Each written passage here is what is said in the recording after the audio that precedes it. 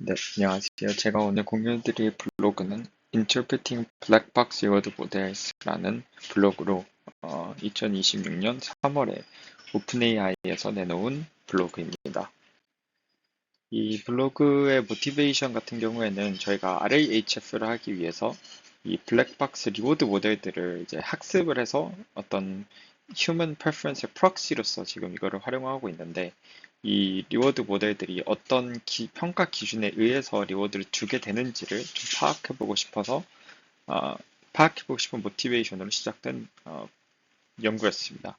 그래서 이 논문 같은 경우에는 우리가 이 블랙박스 리워드 모델이 이제 대규모의 휴먼 프레퍼런스 데이터셋을 가지고 학습됐다 보니 사실 많은 기준들을 내재화하고 있을 텐데, 이거를 루브릭으로서 좀 디스틸레이션해서 보고 싶다라는 게 모티베이션입니다. 그래서 이 프레임워크를 보면은 이 블로그에서는 ARGO라고 부르고 있는데, 우리가 한 가지 아래 폴리시를 두고 이 폴리시에게 초기에 캔디데이트 루브릭들을 여러 개 만들도록 합니다.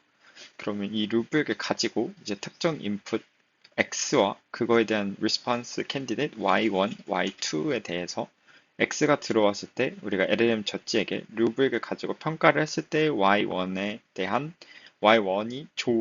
좋다고 평가가 될 그 로그 프로바빌리티, 그리고 Y2가 좋다고 평가가 될 로그 프로바빌리티를 계산을 하고, 이걸 동일하게 블랙박스 리워드 모델에게 X를 주고 Y1이 좋다고 평가될 로그 프로바빌리티와 Y2가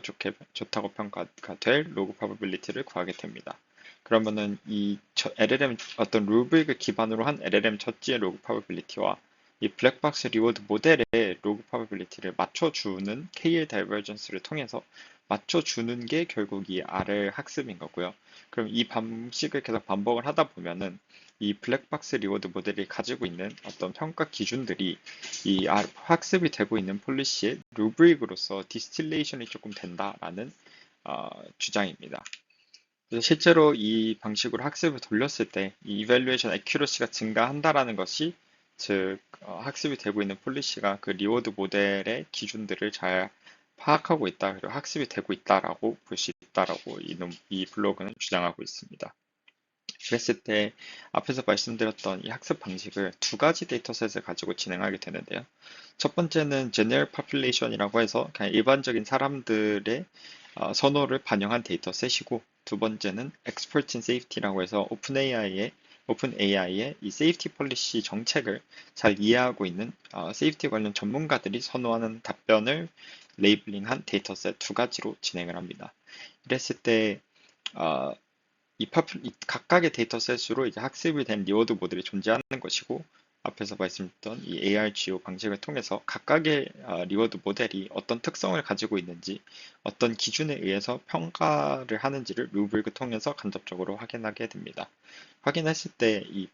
A라고 하는 이 데이터셋을 가지고 학습을 한 리워드 모델에 간접적으로 보면은 좀 실용적이고 구체적인 도움이 되는 이런 답변들을 일반적인 사람들은 높이 평가를 하고, 이 A라는 데이터셋으로 학습된 리워드 모델도 그런 부분들을 조금 높이 리워드를 주는 걸 확인할 수 있었고, 퍼퓰레이션 B 같은 경우에는 전문가들이다 보니 조금 더 정확성, 그리고 절제된 짧은 답변, 좀 더 명확한 답변을 요구하고 있었고, 그리고 이런 게 이제 실제로 블랙박스 리워드 모델에도 좀 나타나는 경향이었다라는 거를 이 ARG를 통해서 나온 루브릭들로 간접적으로 확인을 할 수 있는 상황입니다. 그래서 이걸 통해서 이제 A 같은 데이터셋을 가지고 학습이 된 리워드 모델 또는 이런 루브릭들은 시커먼시 같은 것에 좀 취약하다라고 볼 수 있고, population B 같은 경우에는 너무 이제 딱딱하고 오히려 제너럴 population의 그 휴먼 프레퍼런스를 잘 반영하지 못할 수도 있다라는 이야기도 합니다. 네, 그리고 또 한 가지가 이제 이 실제로 ARGO라는 RL이 학습이 되는 과정에서 이 뽑히게 되는 루브릭이 어떻게 변화하는지를 좀 확인하는 부분이 있었는데요. 그래서 초기에는 루브릭이 굉장히 복잡하게 뭐 게이트라 같은 형식으로 또는 오버라이드 규칙을 많이 사용하는 방식으로 자꾸 뽑혔다라고 합니다. 근데 이것은 이제 특정 케이스에서만 그런 것이고, 그 케이스를 벗어나게 되면은 사실 또 반영이 잘 되지 않는 문제가 생기는데, 이게 계속 학습이 진행되다 보니까 클러스터 2에서는 조금 더 정리가 되고, 이제 각 크라이테리아에 웨이트를 주는 방식으로 루브릭들이 주로 나왔다가, 최종적인 단계에서는 오히려 익스플리시트한 초기의 게이트나 웨이트도 사라지고 그냥 굉장히 제네릭하지만 그리고 젖지가 자연스럽게 종합 판단할 수 있는 방향으로 이 루브릭이 나왔다라고 주장을 하면서 이 블로그는 마무리가 됩니다. 그래서 이걸 통해서 우리가 루브릭을 통해서 리워드 모델을 좀 간접적으로 인터프리테이션을 해보려고 했던 이 블로그였는데